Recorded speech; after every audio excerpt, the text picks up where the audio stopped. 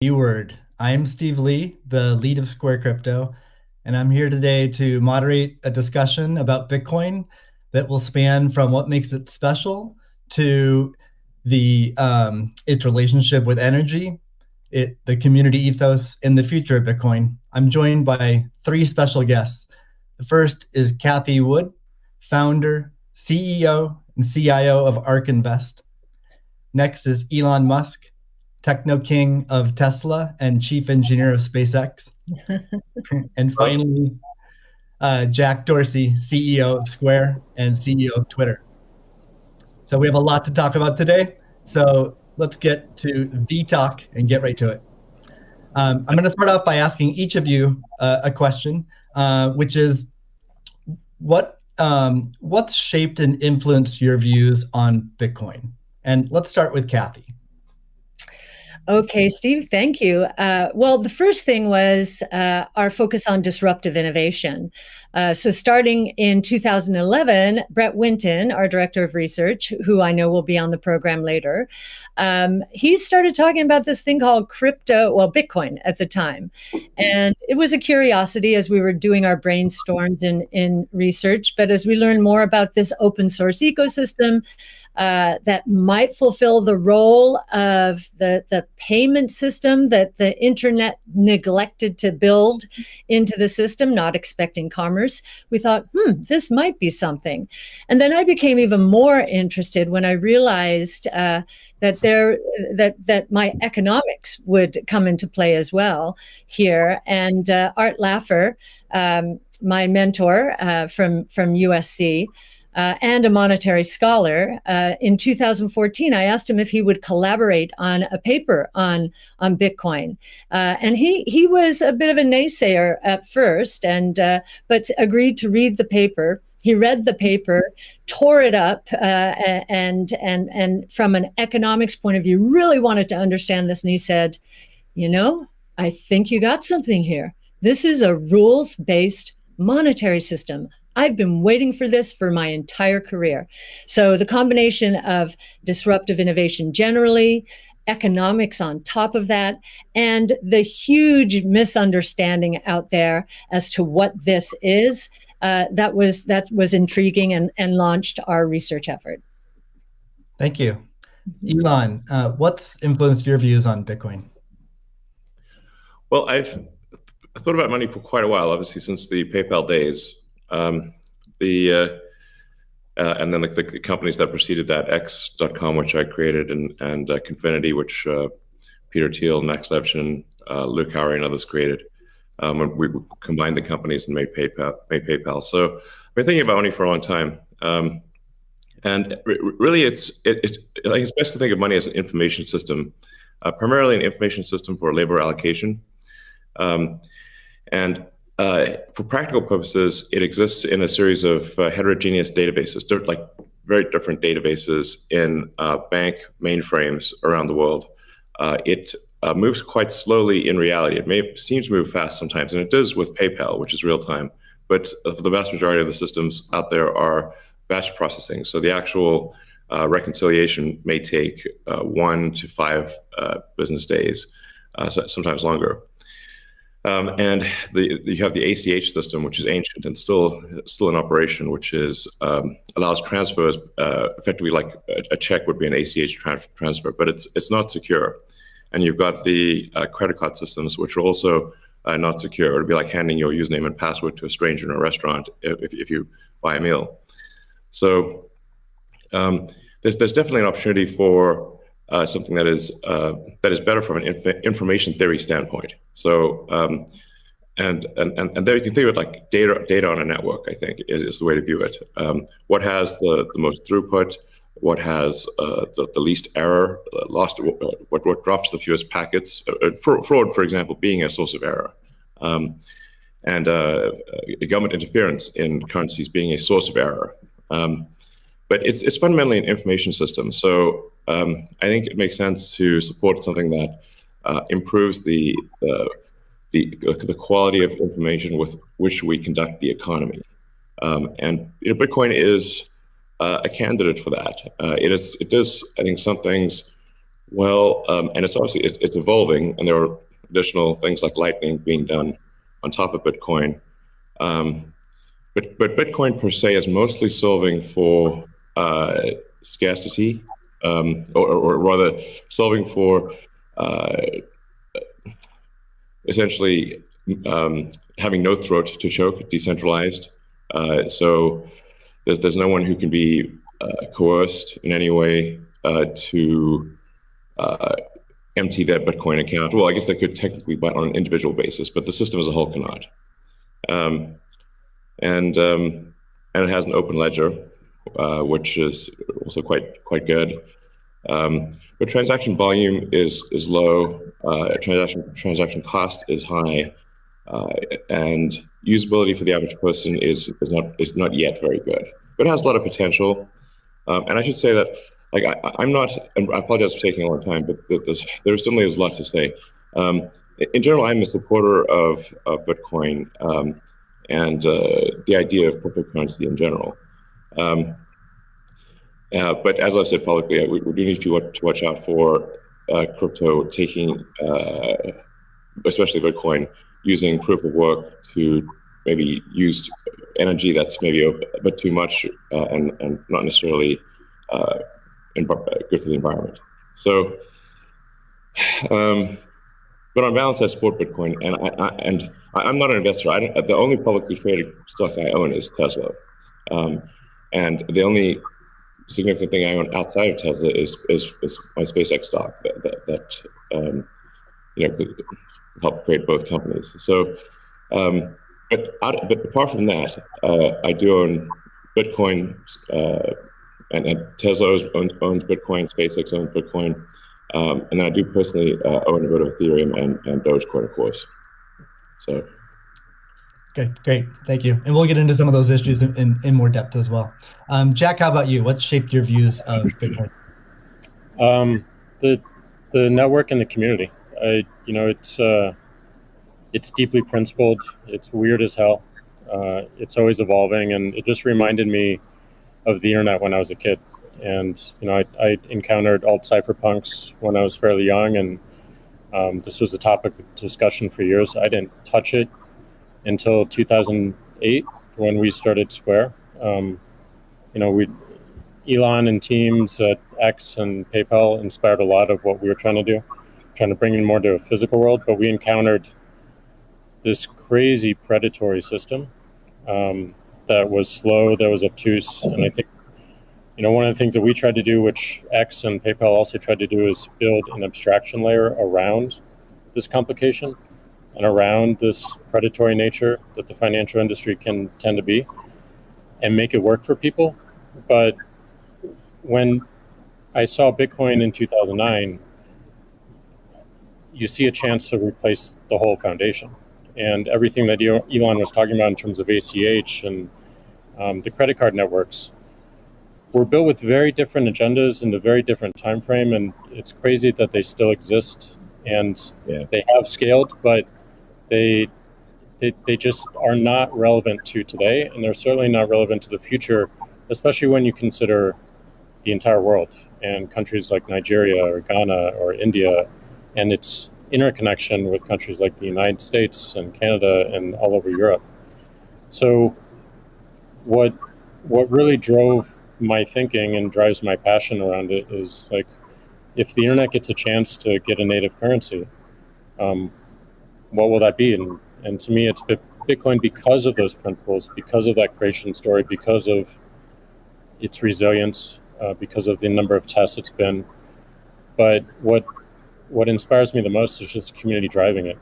It just reminds me of the early internet. It's the only reason that I have a career, because I learned so much from people like who are building Bitcoin today, and I continue to learn in that sense, and I'm so grateful for it. So that's a good segue into the next question I'd like to ask you, Jack. Is you said before that Bitcoin changes everything. Can you speak more to that? Well, I just think that a lot of what we experience in life, when you really get down to the foundation, a lot of our monetary policies, a lot of our monetary systems cause so much distraction and so much cost. And when you get to a system where you have the potential for people to truly own it, they can verify it themselves. You don't have to have trust going in. You don't have to trust it at all. You can verify it through source code or whatever your appetite is, and that any particular person can help drive the future of it. And at the same time, it's not controlled by any state. It's not controlled by any bank. It's not controlled by any corporation. And these three parties of people who participate in the network, people who mine, and also the developers, constantly debating the correct roadmap and the way forward, is a beautiful thing. And I don't know of many other consensus-based models that have existed at that scale for this long with this amount of success. And we're still fairly early. So when, I met a woman in Ethiopia 2 years ago, and she was trying to create the lift for Ethiopia. Elon, I think I reached out to you at that time as well because she really wanted some Teslas. She still has to take paper fiat cash from her passengers and pay all of her drivers in the same way because there's no monetary system that she can utilize. There's nothing digital. And Africa as a continent is hugely interconnected from a monetary standpoint, but also hugely taxed in that same way.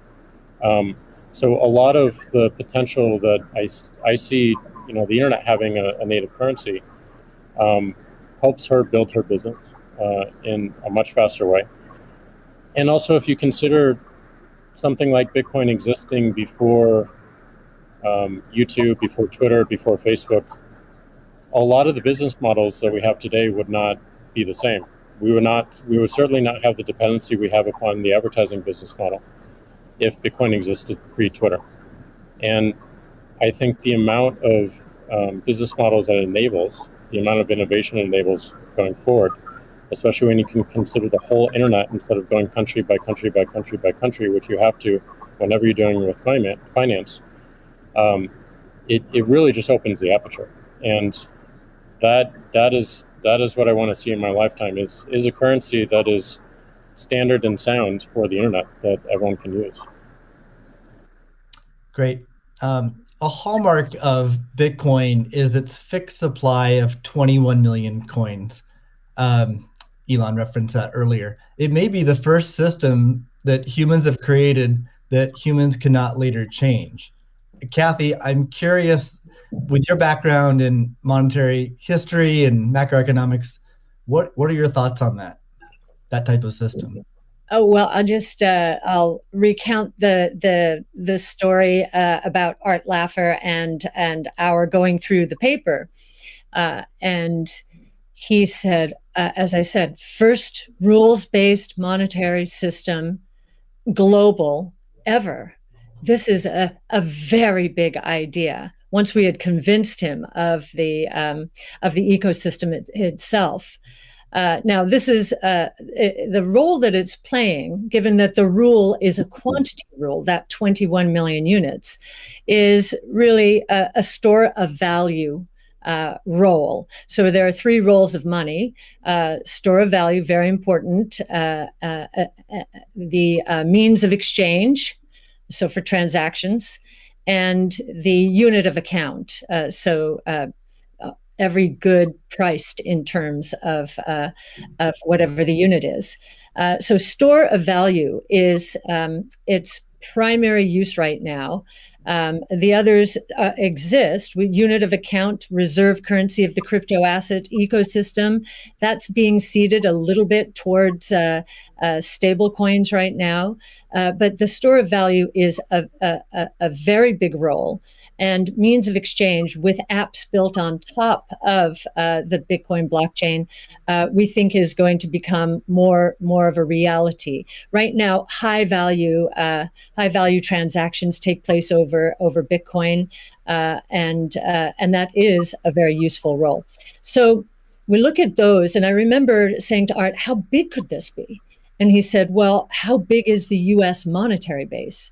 Well, today it's $8 trillion. $8 trillion. At the time we were talking, it was $4 trillion. So we've gone through another crisis since then.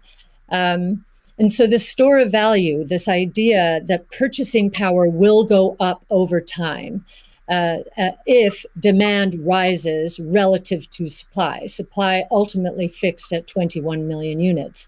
That's a very good thing. Purchasing power going up globally around the world.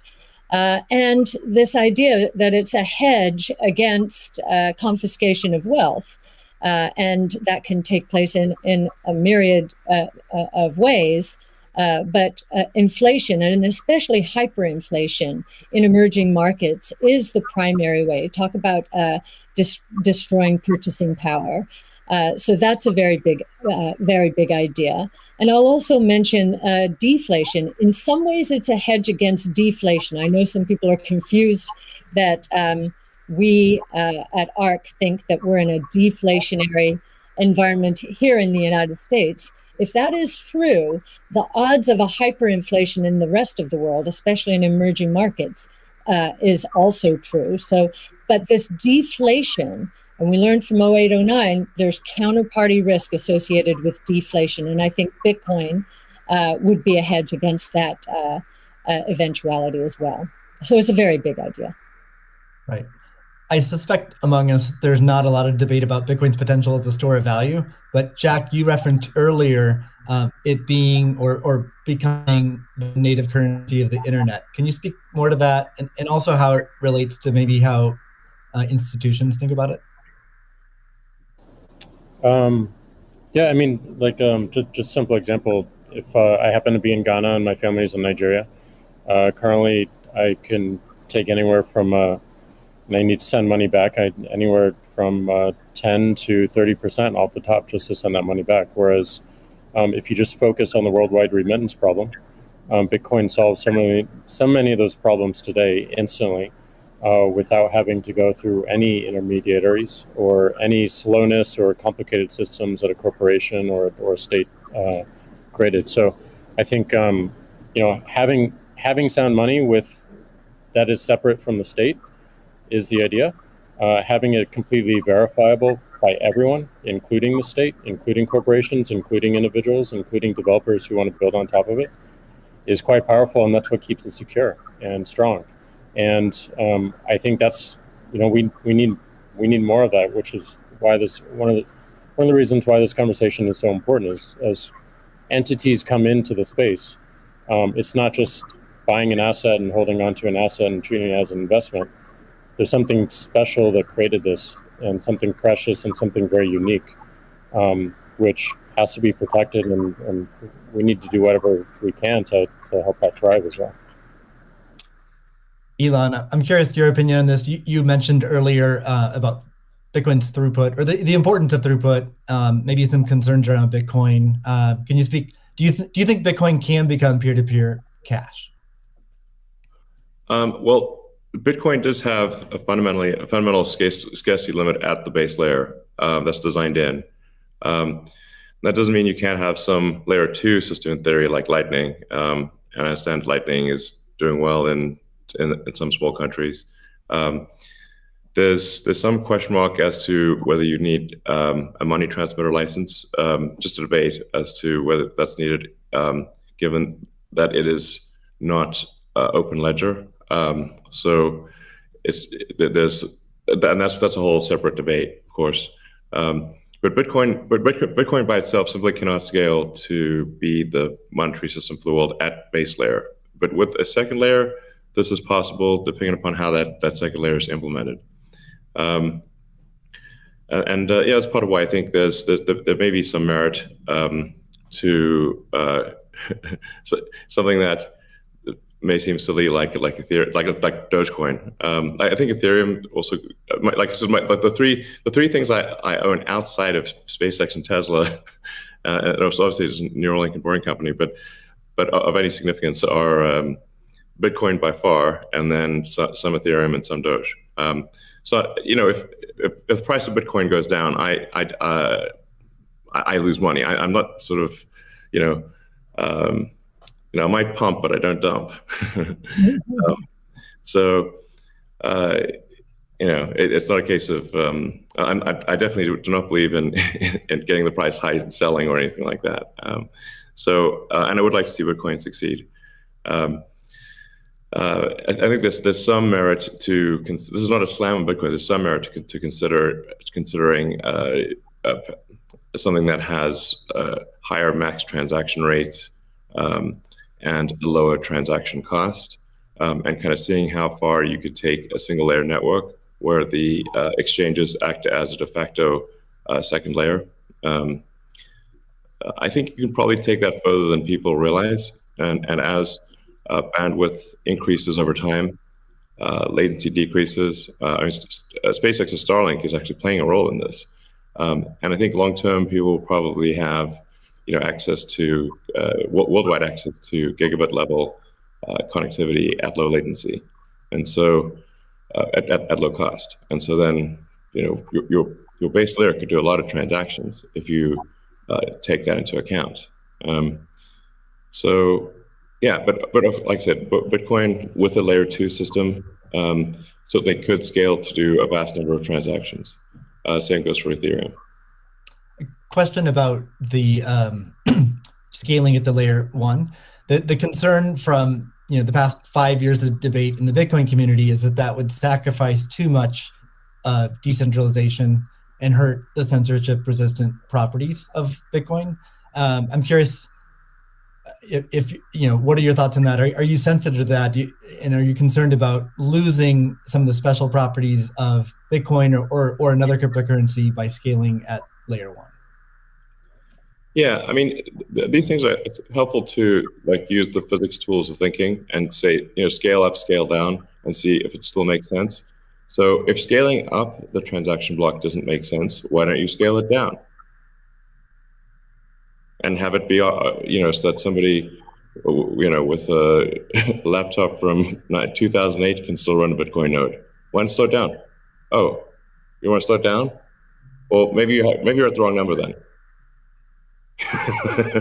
there's actually there's members in the community that do want to slow it down, but I understand your point. It's silly. The reality is the average person is not going to run a Bitcoin node. So this is a and Bitcoin. It was a lot of clever ideas, but these parameters were set. I don't know in 2008 or something, maybe 2009.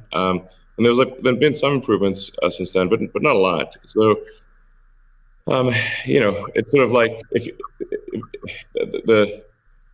there was still in 2008 there was still a non-trivial number of people on modems. So, now it is quite common to get 100 megabit connection just for a house. Some houses have gigabit connections. So, and that trend is obviously in the direction of higher bandwidth and lower latency. And if somebody else doesn't do it, Starlink certainly will. So I have high confidence that you will be able to maintain a decentralized finance system while still having a much bigger blockchain, aka ASCII text ledger, a hash ledger. You can make the hash ledger bigger without suffering from decentralization as the average connectivity improves, obviously. One idea would be to put a Bitcoin full node in Starlink terminals. That way more people would be running it. Actually, I have run this by the team at one point. I had this idea, which is kind of off the wall, but let's say you need a little space heater. And normally your space heater would just be pure entropy. Well, what if that space heater was also a Bitcoin, Ethereum, Doge mining node? Pick your currency. And so then you'd be heated up, and you would also mine your crypto and have connectivity in one. I love that idea. Yeah, I mean, better than running a space heater. Absolutely. Are there any other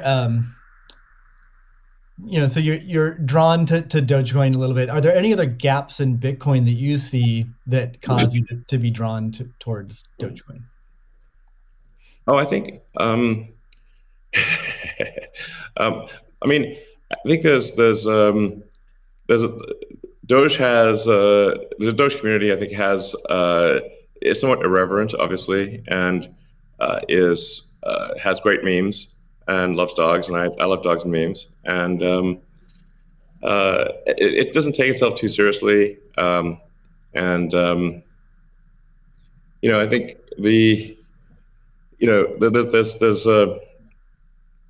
there's Occam's razor, which is the simplest answer is the most likely. It's a summary of Occam's razor. The simplest answer is the most likely one. Then there's a friend of mine came up with a variant on that the most ironic outcome is the most likely one. And then I have a variant on that, which is the most entertaining outcome is the most likely one. So if that is true, then the most ironic and entertaining outcome would be that the cryptocurrency that was started as a joke to make fun of cryptocurrencies ends up being the leading cryptocurrency. That would be the most ironic outcome. Yeah. Jack, what are your thoughts on that?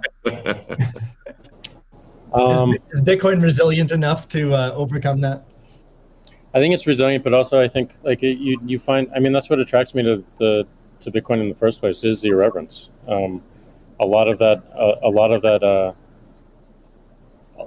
just brings it forward, and at first go it makes it a little bit inaccessible, but as people get into it, it makes it more accessible and more spreadable. And I absolutely think the resilience is there. I think it's important to have fun as well, and anyway folks can express themselves.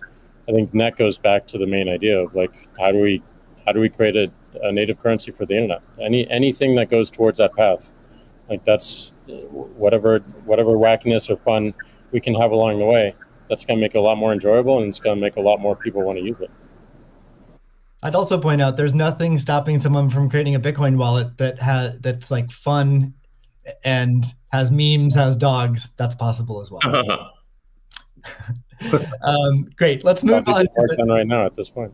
Let's move on to the next topic, which is Bitcoin and energy. It's a really hot topic that lots of people are talking about. Let's start with Elon. You've been vocal on this. You've said that. I mean, you said many things about it. You've also said that Tesla will resume payments in Bitcoin payments if the renewable energy is approximately 50% and sort of looks like it's on a positive future trend. What do you think the state of things are with respect to that?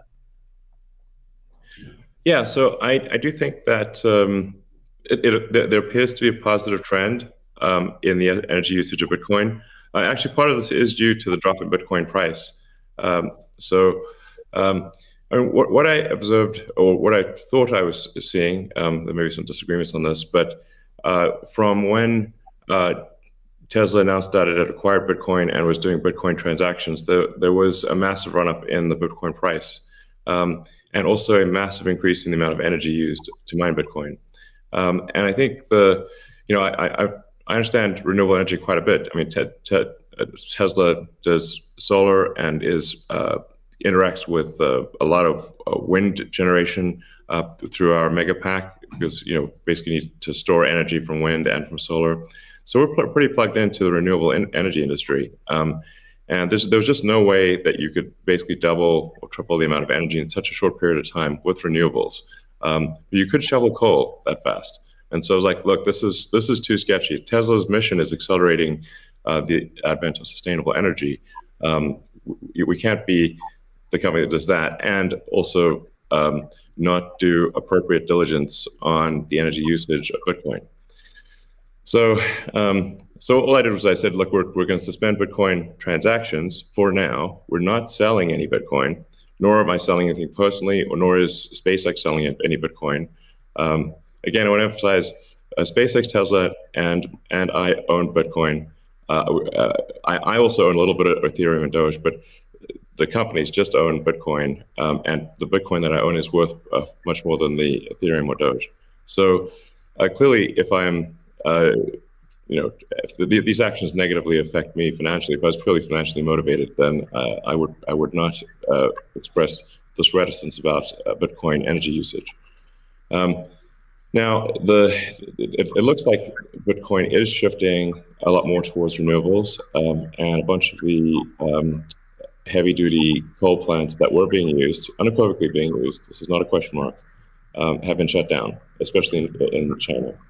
So I think it's probably, I we want to do a little bit more diligence to confirm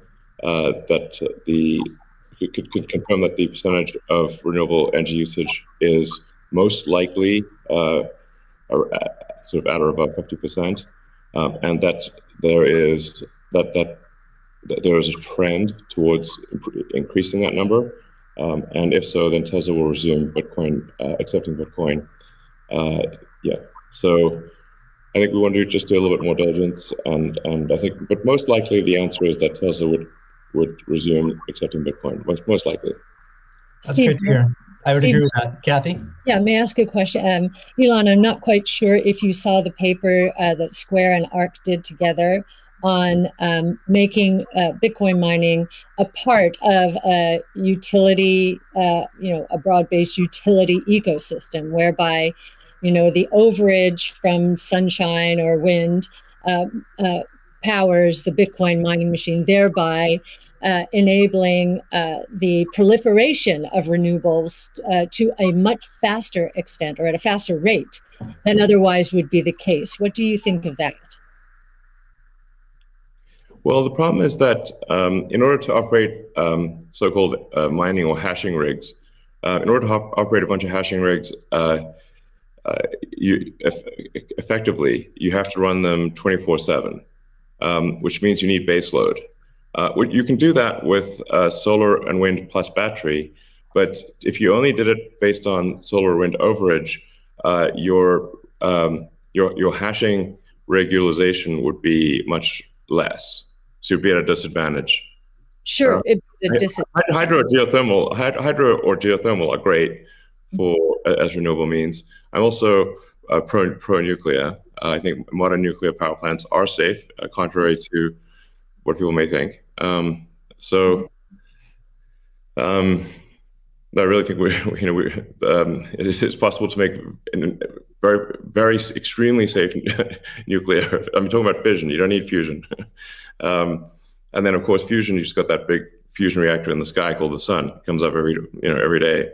But I think a combination of solar and wind plus stationary storage will get you that base load, so you can run hashing 24/7.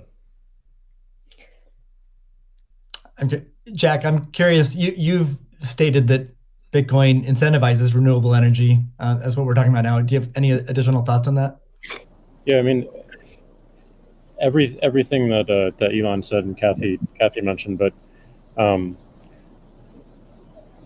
it's also incentivizing a lot of innovation in just energy space, and just like looking at unused energy. There's a company called Great American Mining that caps the methane flares on oil fields to power their rigs. And you just imagine, and you mentioned nuclear, Elon, as well, and just imagine all the unused energy that is just being wasted every single day. And being able to get that energy and converting it into a secure, sound money system for the planet feels like a worthy trade-off. And that's the sort of incentive that I think is most powerful, is like, how do we reuse what is being currently just dumped on the ground and wasted and not considered, and how do we do that at scale? And I think that's a bigger conversation that I think is missing. But I agree with everything that Elon has said, and also the paper we put forth. I'm curious if any of you have thoughts on how what the industry can do to accelerate the transition to renewable energy. And like Elon specifically, could Tesla Energy or Starlink play a role? Well, I think Tesla can play a role.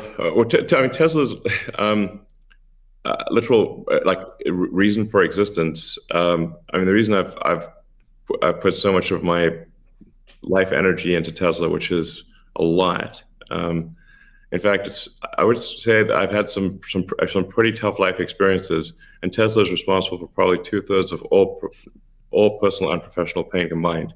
Just to give you a sense of perspective there. So this is a hella hard situation. But we do solar, commercial solar, solar retrofit, as well as the solar roof, and we make consumer battery packs called Powerwall for houses and small businesses, and then the utility scale, which are gigantic. These we've done now a number of gigawatt-hour installations. That's a lot. That's a lot.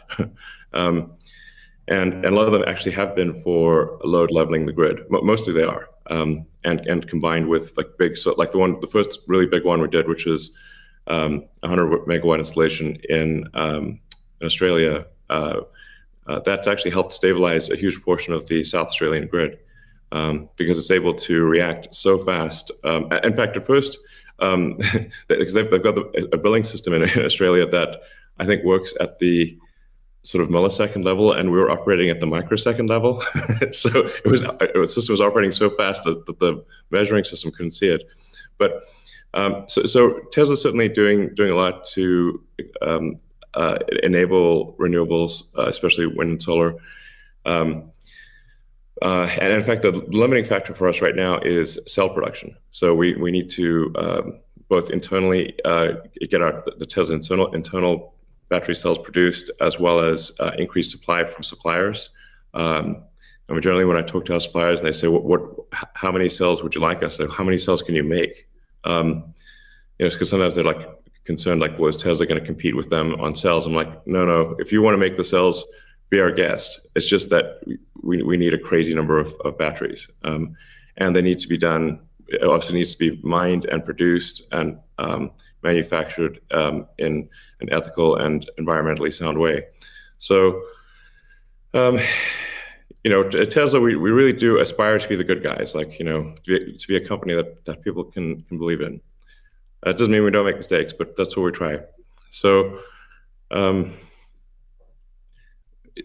I think generally hydro, especially existing hydro, is good for mining. Geothermal, there's lots of places in the world that have geothermal energy. Like I said, nuclear is also good. I